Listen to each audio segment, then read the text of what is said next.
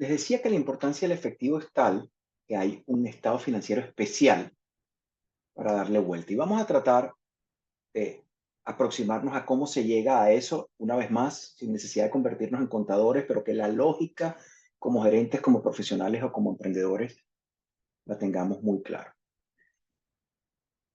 La idea es la siguiente.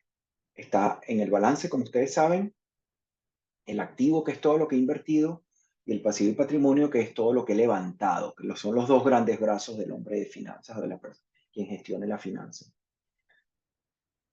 Todo crecimiento de cualquier cuenta contable que esté en el activo termina siendo un reflejo de que estoy usando efectivo. Si yo tengo, compro una máquina, usé efectivo y subió la partida de maquinaria y equipos. Si subió la partida de inventarios, porque usé efectivo para comprar inventarios. En la práctica, toda cuenta del activo que crezca es porque invertí. Si invertí es porque tomé la decisión de usar efectivo en eso. Y exactamente en el sentido contrario. Toda cuenta del activo que se reduzca entre una foto y otra foto, lo que significó es que el efectivo entró al chorro de la caja del negocio, ¿verdad? Si yo cobré una cuenta por cobrar que estaba ahí en el activo circulante, entró efectivo al negocio. Si yo vendí una maquinaria o vendí un vehículo que estaba en el activo fijo, entró efectivo al negocio. Entonces, es una fuente de efectivo. Crecer el activo, uso efectivo. Decrecer el activo, fuente de efectivo. Del otro lado, del lado de las fuentes, resulta que es al contrario. Cualquier cuenta del lado de los ladrillos llamados pasivo y patrimonio, que son los ladrillos de financiamiento, que crezca, lo que significó en la práctica es que entró efectivo. Y yo logré que creciera un préstamo bancario en el pasivo circulante o en el pasivo a largo plazo, pues fue una fuente de efectivo al negocio. Si yo logré que un proveedor me financiase y creció las cuentas por pagar, pues es una manera de financiar el negocio. No salió efectivo como que hubiese crecido fuente de efectivo. Cuando crece el capital social porque hubo un aporte, pues es una fuente de efectivo. Y exactamente al revés. Si yo pago un préstamo y se redujo la cuenta de préstamos, usé efectivo para eso. Si yo le pago a un proveedor y se redujeron las cuentas por pagar, pues usé efectivo para eso. De manera que todo lo que decrezca las cuentas del pasivo y del patrimonio terminan siendo usos y al revés, si crecen, son fuentes. ¿Qué hay del lado del estado de resultados o el estado de ganancias y pérdidas? Por definición, la utilidad neta se supone que es una fuente de efectivo. Presumo que es una fuente de efectivo el número llamado utilidad. Pero yo sé que allá adentro, en el estado de resultados, hubo una cuenta llamada depreciación que nunca salió. O sea que yo puedo anticipar que yo esa señorita llamada depreciación la voy a sumar como una fuente de efectivo. Y por otro lado, sé que si yo explícitamente decidí pagar dividendos sacados de las utilidades y de las ganancias que ha tenido el negocio, eso fue un uso de efectivo. Entonces, hay todos estos lineamientos generales. La lógica que dice que la suma de todas las fuentes de caja o de efectivo que haya tiene que ser exactamente igual a la suma de todas las fuentes o usos de caja que haya, porque el dinero ni se crea espontáneamente ni se destruye espontáneamente. Sea un gasto o sea una inversión, no importa dónde terminó ese efectivo, la suma de todas las fuentes tiene que ser igual a la suma de todos los usos. Entonces, ¿qué hacen los contadores? ¿Qué hace la contabilidad? ¿Qué hace Excel? ¿Qué hacen el software contable? Efectivamente, toman cada una de las partidas del activo, cada una de las partidas del pasivo, cada una de las partidas del patrimonio y cada uno de los renglones de resultados, lo que la utilidad como punto último y algunas partidas que devolver, que pueden ser los dividendos y la depreciación, para entonces ver que esto cuadre.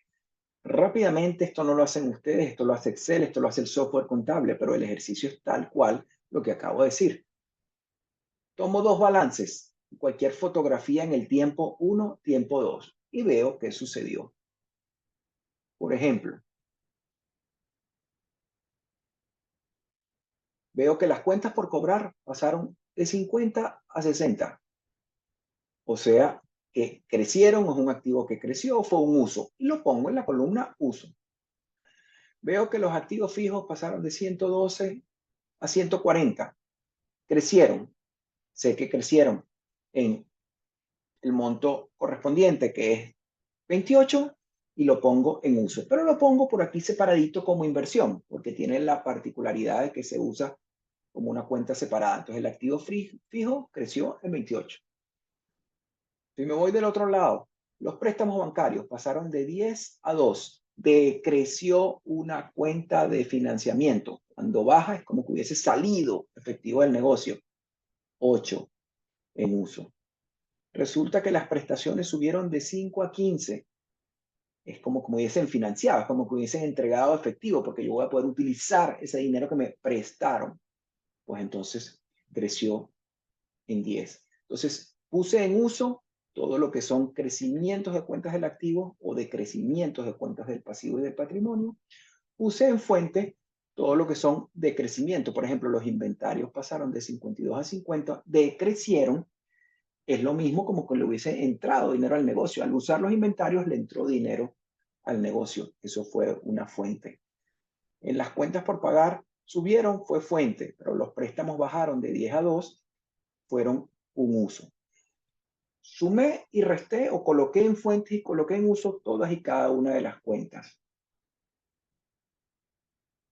Las otras partidas están en juego, son la inversión, que como habíamos dicho es 112 menos 140 en este caso. Del estado de resultados me traigo las partidas que me interesan. La utilidad neta, por definición, es fuente, 14. Y la depreciación, por definición, es fuente, 18. Lo voy poniendo en fuente. Y finalmente, la otra que estaba ahí flotando es los dividendos. ¿Hubo dividendos que pagué? Veámoslo aquí. Fíjense la cuenta de utilidades retenidas. Tengo 45 de utilidades al principio, tengo 54 al final. 45 que me gané y 14 de que debieron sumarse me debió dar la utilidad retenida al final del ejercicio. 45 más 14 es 59. ¿Cómo es posible que esto haya dado 54? Bueno, la única explicación posible es que repartí dividendos. Entonces, repartí dividendos, 45 al principio, más 14 que entraron, más menos 54 que veo al final, repartí 5 en dividendos. Entonces, efectivamente, cuando sumo todos los usos y todas las fuentes, por supuesto que coincide. Ese fue el paso intermedio. Y el paso final es traducir esto en un estado financiero. ¿Cuál es el corazón del estado de movimiento del efectivo? Esto es, otra vez, una película, una historia durante un lapso, durante este año, durante este mes, durante estos 3 años. A lo largo del tiempo, en este lapso, este cash flow, este flujo del efectivo, este movimiento del efectivo, me dice lo siguiente. Número 1. Primer bloque. ¿Cuánto de verdad generó de efectivo la operación de tu negocio? Y eso es una combinación entre el estado de resultados que arranca con la utilidad y la depreciación, que acabamos de decir que son fuentes, y empieza a netear con qué le pasó con ese efectivo que te ganaste por el comportamiento del capital de trabajo. ¿Cuánto tuviste que dar de crédito para que vendieras más? ¿Cuánto te dieron a ti los proveedores de crédito? ¿Cuánto tuviste que colocar en inventario? El neto de estas subidas o bajadas de las partidas de capital de trabajo, que son usos o fuentes ellas mismas de efectivo, termina afectando el flujo que viene de la ganancia. Entonces, ¿se acuerdan lo primero que dijimos? Te lo ganaste, pero se quedó parqueado, bloqueado, estacionado en crédito o estacionado en inventarios. Bueno, aquí está reflejado. Eso es exactamente lo que aparece en escena. Aquí tengo que eran 14 y 28 que venían del estado de resultados, pero esos 14 y 28 que venían del estado de resultados, que son, digamos, 42 que en principio es el efectivo que el negocio generó en el año, oye, 10 los tuviste que dedicar a financiarle a un señor porque las cuentas por cobrar crecieron, se quedaron ahí bloqueados en las facturas por cobrar. Afortunadamente los inventarios te dieron 2 a tu favor, eso es como que te hubieran dado efectivo.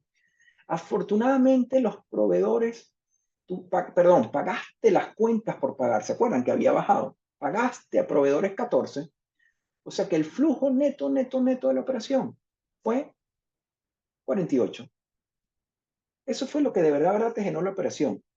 Ganaste 14, pero en efectivo generado fue 48, mucho mayor inclusive. Fíjense que al revés, no solo es que la utilidad es más grande y el efectivo es más chiquito, sino que aquí el efectivo puede ser más grande lo que generé en el año. Segundo bloque, pero el efectivo que yo me gane no se va solo para capital de trabajo. Dijimos hace unos minutos que también se va a invertir en activos fijos para poder seguir creciendo, para poder operar cada vez de mejor manera. Entonces hay un segundo bloque que es, ¿qué pasó con las actividades de inversión de este negocio? ¿Cuánto le dedicaste a seguir reinvirtiendo y creciendo en el negocio? En este caso, le dediqué 33. ¿De dónde viene esa 33? Pues lo que habíamos dicho que venía de la inversión bruta, de los activos fijos, más un crecimiento que hubo de esa cuenta a otros activos, que es una inversión que hiciste, pero que no genera venta, no es operativa. Sin embargo, es una inversión. Entonces, el segundo bloque ya me ayuda a entender qué pasó con el efectivo. Me gané 14, pero la operación generó 48 y le saqué 33 en activos fijos, y la diferencia de esas dos cosas es el efectivo libre operativo. El free cash flow operativo termina siendo 48 menos 33. Bueno, aquí hay 15 que el negocio puso sobre la mesa, neto de todo. Efectivo libre que puso sobre la mesa. Pero eso no se queda ahí. Después viene lo del otro lado. ¿Qué pasó con las fuentes de financiamiento? Tercer bloque. Esos 15 que el dinero puso en la mesa, ¿a dónde fueron a parar? Bueno, pagué. Salieron 5 porque pagué dividendo en efectivo. Salieron 6 porque pagué préstamos. Me entraron 8 con otros préstamos. Es decir, mezclo entradas y salidas. Metí 10 porte de capital total, que de los 15 que generó en el neto, salieron 14 vía fuentes de financiamiento para retribuir o compensar los préstamos, para retribuir o compensar a los accionistas. Entonces, en la caja, en el saldo del banco, solo en el año cambió en 1. Y por eso cuando veo el balance al principio tenía efectivo de 8, cuando veo el balance al final tengo efectivo de 9. Entonces, ¿cuál es la gracia de este estado financiero? Aquí sí veo lo que genera el negocio en su operación, independientemente de cómo está financiado, lo que necesita para seguir creciendo vía capital de trabajo y vía activo fijo, y finalmente cómo distribuir ese dinero en las fuentes de financiamiento del negocio. El estado de movimiento del efectivo, entonces, un componente importantísimo. Veamos ejemplos. Canal de Panamá, monopolio. ¿Cuánto generó la operación? Una utilidad de 1.300. Y cuando le devuelvo la depreciación, todas las partidas de capital de trabajo que aplican en este caso, resulta que este es un negocio que generó efectivo de 1.500 millones. ¿Qué pasó con esos 1.500 millones? En este año, la inversión se llevó 800. Entonces, de los 1.500 que generé, 800 fueron inversiones necesarias en activos fijos para seguir operando, para seguir creciendo. Me quedó una diferencia. Pero resulta que entra en escena el pagarle a las fuentes financieras, que en este caso es la República de Panamá, digamos que es la dueña del canal, le pagaron 1.100 de dividendos. Entonces la caja del negocio decreció este año en 400. Venía de 500, decreció a 400, terminó en 60. Entonces, lo generado neto, lo invertido, lo financiado. Veámoslo en un comercio, Walmart o cualquiera. Cash flow que trajo la operación, 7.000 en este periodo es la utilidad. Le devuelvo la depreciación que fue 10.000, o sea que tengo 17.000 que vienen de resultado. Pero resulta que las cuentas por cobrar y los inventarios chupan o entregan. Y entonces de la operación, estrictamente de la operación, resulta que el negocio fue capaz de generar 27.000. millones en este caso.